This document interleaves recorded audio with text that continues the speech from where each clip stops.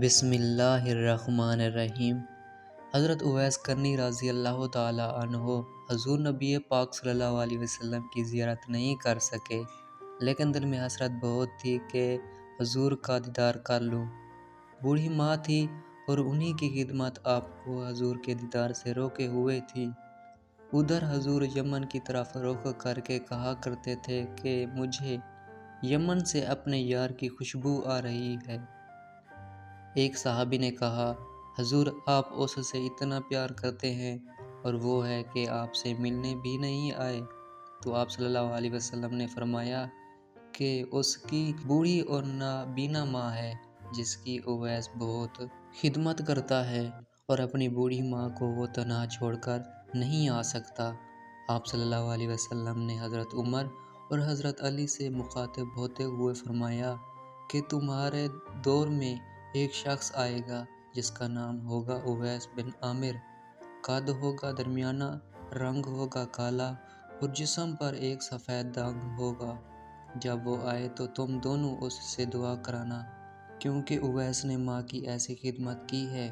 جب بھی وہ دعا کے لیے ہاتھ اٹھاتا ہے تو اللہ اس کی دعا کبھی رد نہیں کرتا۔ حضرت عمر 10 سال خلیفہ رہے اور ہر سال حج کرتے، ہر حضرت انہیں اویس نہ ملتے۔ ایک دفعہ حضرت عمر نے سارے حاجیوں کو میدان عرفات میں اکٹھا کر لیا اور کہا کہ تمام حاجی کھڑے ہو جائیں۔ پھر کہا کہ سب بیٹھ جاؤ، صرف یمن والے کھڑے ہو رہو۔ تو سب بیٹھ گئے اور صرف یمن والے کھڑے رہے۔ پھر کہا کہ یمن والے سارے بیٹھ جاؤ، صرف قبیلہ مراد کھڑا رہے۔ پھر کہا مراد والے سب بیٹھ جاؤ، صرف کرن والے کھڑے رہو۔ تو صرف ایک آدمی بچا اور حضرت عمر نے کہا کہ تم کرنی ہو؟ تو اس شخص نے کہا کہ میں کرنی ہوں۔ تو حضرت عمر نے کہا کہ اویس کو جانتے ہو؟ تو اس شخص نے کہا کہ ہاں جانتا ہوں، وہ تو میرے سگے بھائی کا بیٹا ہے۔ آپ نے پوچھا کہ اویس ہے کدھر؟ تو اس شخص نے کہا کہ وہ عرفات گیا ہے اونٹ چرانے۔ آپ نے حضرت علی کو ساتھ لیا اور عرفات کی طرف دوڑ لگائی۔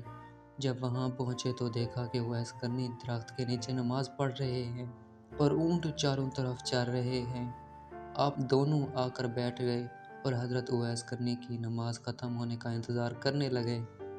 جب حضرت اویس نے سلام پھیرا تو حضرت عمر نے پوچھا کون ہو بھائی؟ تو حضرت اویس کرنی نے کہا کہ میں اللہ کا بندہ ہوں۔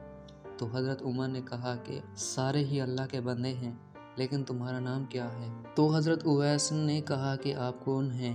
حضرت علی نے کہا کہ یہ امیر المومنین عمر بن خطاب ہیں اور میں علی بن ابی طالب ہوں۔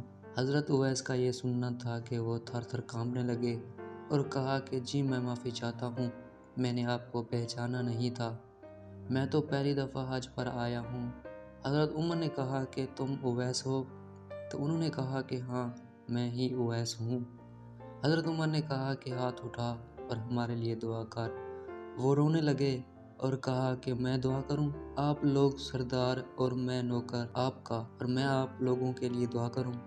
تو حضرت عمر نے کہا کہ ہاں، اللہ کے نبی صلی اللہ علیہ وسلم کا حکم تھا کہ اویس جب بھی آئے تو اسے دعا کرانا۔ پھر حضرت اویس کرنی نے دونوں کے لیے دعا کی۔ آپ صلی اللہ علیہ وسلم نے فرمایا کہ جب لوگ جنت میں جا رہے ہوں گے تو حضرت اویس کرنی بھی چلیں گے۔ اس وقت اللہ تعالیٰ فرمائیں گے کہ باقیوں کو جانے دو اور اویس کو روک لو۔